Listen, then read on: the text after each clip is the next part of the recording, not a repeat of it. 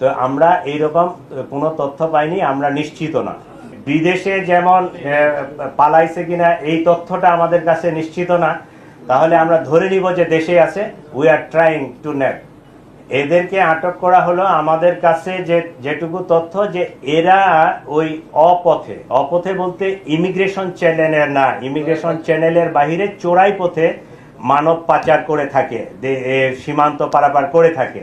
তো তাদের কাছে এই ধরনের কোনো তথ্য আছে কিনা আমরা এই কারণে তাদেরকে নিয়ে আসতেছি। তাদের সাথে জিজ্ঞাসাবাদ করে কথাবার্তা বলে আমরা কোনো তথ্য পাইলে এটা পরবর্তীতে আপনাদেরকে জানাবো। আমাদের ইমিগ্রেশন ডাটাবেস চেক করে এখন পর্যন্ত তাদের পালিয়ে যাওয়ার কোনো তথ্য পাওয়া যায়নি।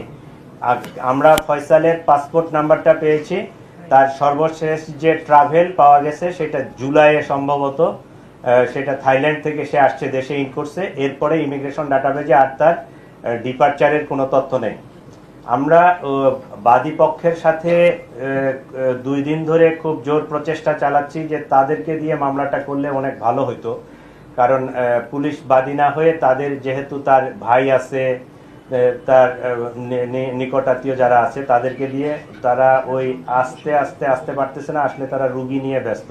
রেইনবো অলরাউন্ডার এক্সটেরিয়র পে বাড়ির বাহিরের দেয়ালের সুরক্ষা নিয়ে থাকুন নিশ্চিন্ত, সাথে পাচ্ছেন 10 বছরের ওয়ারেন্টি। জিনিসটা সুন্দরভাবে জিডি করা আছে, আমরা অলরেডি এফআইআর ড্রাফটও করছি। আজকে আমরা সিদ্ধান্ত নিচ্ছি যে তারা যদি নাই আসে সেক্ষেত্রে আমরা ট্রাই করব যে এফআইআরটা নিয়ে ওই হাসপাতাল থেকে তাদেরকে সিগনেচার করে নিয়ে আসা যায় কিনা। যদি সিগনেচার তারা করে দিল, না হলে আমরা পুলিশ বাদী হয়ে মামলাটা রেকর্ড করে ফেলব। আমরা বিজিবিকে সতর্ক করেছি যে সীমান্ত দিয়ে যেন এরকম পারাপার না হয়ে যেতে পারে। আপনারা জানেন যে ইমিগ্রেশনের বাহিরেও আমাদের যেহেতু ইন্ডিয়ার সাথে স্থল সীমান্ত অনেকগুলো আছে, তো ওই যেতে পারে। তো এইরকম আমাদের কাছে তথ্য আসে নাই। বিজিবি সতর্ক আছে এবং আমাদের সকল ইমিগ্রেশন চেকপোস্টে তার ইয়াটা ব্লক করা আছে, পাসপোর্টটা। তো আমরা এইরকম কোনো তথ্য পাইনি, আমরা নিশ্চিত না।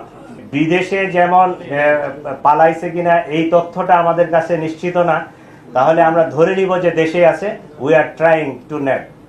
এদেরকে আটক করা হলো আমাদের কাছে যেটুকু তথ্য যে এরা ওই অপথে বলতে ইমিগ্রেশন চ্যানেলের না, ইমিগ্রেশন চ্যানেলের বাহিরে চোরাই পথে মানব পাচার করে থাকে, সীমান্ত পারাপার করে থাকে।